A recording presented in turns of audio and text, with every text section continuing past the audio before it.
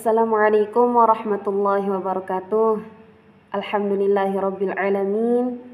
Puji syukur kehadirat Allah Subhanahu wa taala yang telah memberikan berbagai macam nikmat.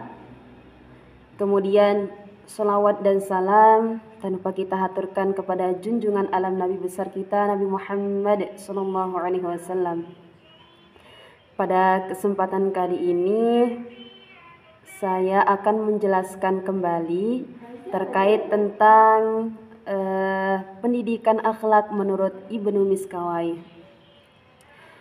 Sebelumnya, perkenalkan, saya Septiani Muslim dari Prodi Pendidikan Agama Islam kelas 2G dengan matkul Filsafat Pendidikan Islam. Baik, kita mulai. Pada hadis yang berbunyi al-khuluqu halun lin-nafsi da'iyatan laha ila af'aliha min ghairi fikrin wala ruyatin. Al-khuluq, asal kata akhlak itu dari khuluq.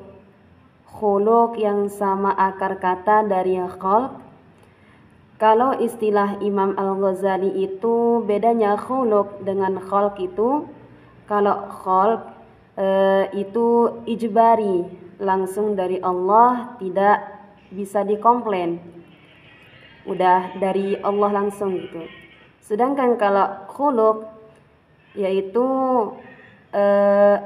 kita bisa dikasih potensi oleh Allah, di situ kita bisa pilih mau jadi orang baik atau mau jadi orang jahat juga bisa.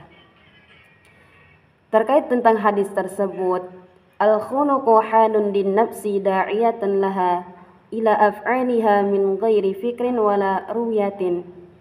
Akhlak yaitu kondisi jiwa yang mendorong perilaku tanpa dipikirkan dan tanpa dipertimbangkan. Kenapa tidak dipikir? Karena secara otomatis, yaitu akhlak yaitu dorongan jiwa yang melahirkan tindakan otomatis. Jadi yang perlu digarisbawahi di sini adalah jiwa. Orang yang jiwanya jujur, otomatis yang keluar adalah jiwa kejujurannya tanpa harus dirancang-rancang dan direncanakan. Kemudian tujuan pendidikan akhlak itu apa? Gitu. Karena tadi akhlak itu adalah pendidikan jiwa untuk melahirkan tindakan spontan, berarti melatih jiwa agar terbiasa dalam kebaikan gitu. Jadi akhlak itu kan tadi membentuk jiwa dengan cara membiasakan kebaikan. Kalau sudah terbiasa melakukan kebaikan, maka akan keluar dengan sendirinya, disitulah lahirnya namanya as-sa'adah. Kalau kita melakukan hal yang baik, maka manfaat yang paling besar itu untuk diri kita sendiri. Baik kebaikan yang sifatnya rasa atau ma'susat, atau kebaikan yang sifatnya ma'kulat, kebaikan yang bersifat rasional. Baik, selanjutnya dalam teori Aristoteles, kebahagiaan yang sempurna yaitu as-sa'ad al-kamil itu ada 5. Yang pertama yaitu kesehatan fisik. Jelas di sini kalau orang bahagia itu pasti fisiknya sehat. Kemudian yang kedua yaitu kepemilikan harta. Dan yang ketiga yaitu reputasi atau kehormatan di kalangan terhormat. Kemudian yang keempat yaitu sukses dalam berbagai bidang kehidupan.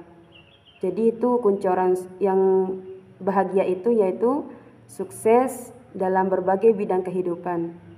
Bisa mengendalikan dirinya itu.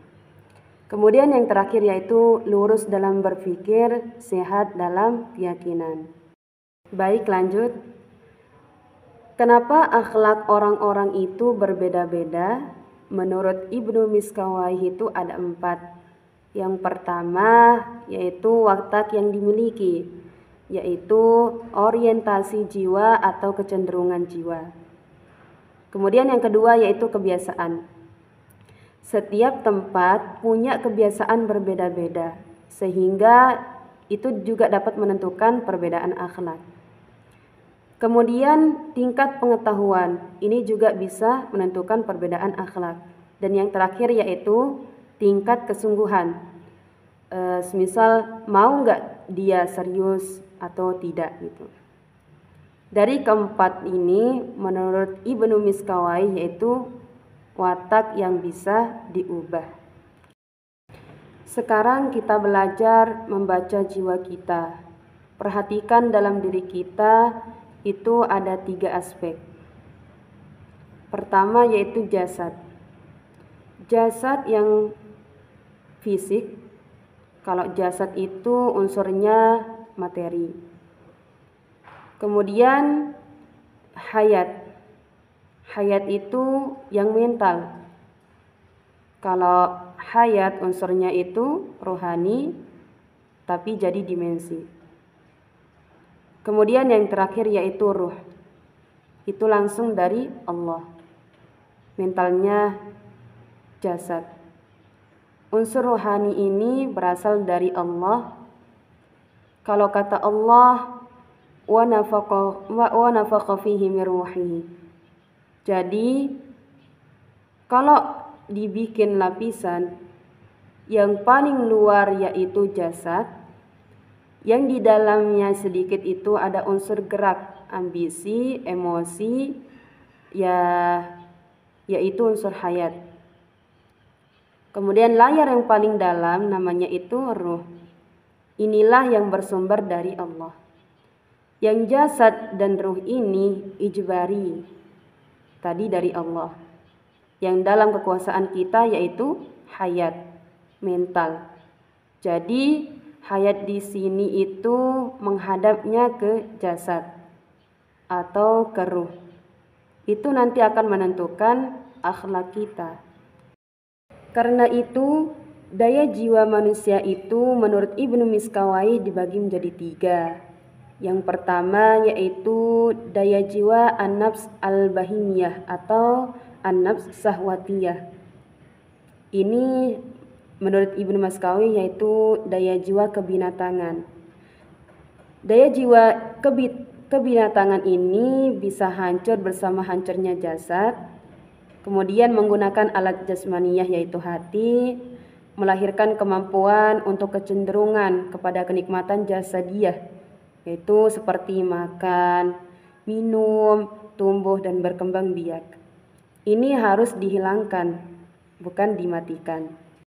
Kemudian daya jiwa yang kedua menurut Ibnu Miskawai yaitu daya jiwa an-nafs sabuiyah atau an-nafs ghadabiyah, yaitu hancur bersama hancurnya jasad, kemudian menggunakan alat jasmani yaitu qalb, nafas yang melampaui level hayat, alatnya ada di qalb yaitu jantung. Nafas ghadabiyah ini akan muncul al-idrak al-jismani dan akan muncul al-idrak ar-ruhani berupa panca indera. Kalau al-idrak ar-ruhani yaitu at-takhayyul atau at-tafakkur atau at-ta'akul. Jadi an-nafs al-sabuiyah inilah akan mengarah ke ruh alamiah atau ruh tabi'i, dan ruh setani harus tahu orientasinya. Kemudian daya jiwa menurut Ibnu Miskawai yang terakhir yaitu an-nafs natiqah. Ini tidak hancur bersama hancurnya jasad, kemudian tidak menggunakan alat jasmaniyah atau alat badaniyat, sehingga tidak menjadi kuat karena kuatnya tubuh atau sebaliknya. Daya jiwa an-nafs natiqah ini memiliki 2 daya. Jika keduanya optimal, maka diperoleh kebahagiaan atau as-sa'adah. Yaitu yang pertama daya teoritis atau alimat yang berhubungan dengan abstrak atau menghasilkan pemikiran yang benar. Kemudian praktis yaitu amilat yang berhubungan dengan materi yang menghasilkan kondisi jiwa yang utama. Selanjutnya daya jiwa natiqah alimat tadi itu yaitu akal potensial, yaitu kita punya potensi, punya kapasitas untuk jadi orang baik. Jadi orang bijaksana. Kalau potensi ini kita wujudkan, maka namanya akal aktual. Nanti akal aktual ini memiliki kesempatan bertemu dengan akal perolehan atau al-aqlu mustafad. Maka dari itu akal perolehan yaitu hikmah dari Allah, akan tetapi jika kita belum sampai pada akal aktual, maka kita tidak akan bertemu dengan akal mustafad. Makanya harus belajar baru kita dapat hikmahnya. Baik, itulah penjelasan dari saya terkait tentang pendidikan akhlak menurut Ibnu Miskawayh. Dan tadi sudah dijelaskan pendidikan akhlak itu difokuskan kepada jiwa kita. Jadi jiwa tadi sudah dijelaskan dibagi menjadi 3. Ada jiwa nafs sautiyah, ada jiwa nafs ghadabiyah, dan ada jiwa yang terakhir yaitu nafs natiqah, yang itu arahnya kepada Allah Subhanahu wa taala. Semoga kita bisa mendapatkan pelajaran dari apa yang saya jelaskan. Kurang dan lebihnya mohon dimaafkan. Wassalamualaikum warahmatullahi wabarakatuh.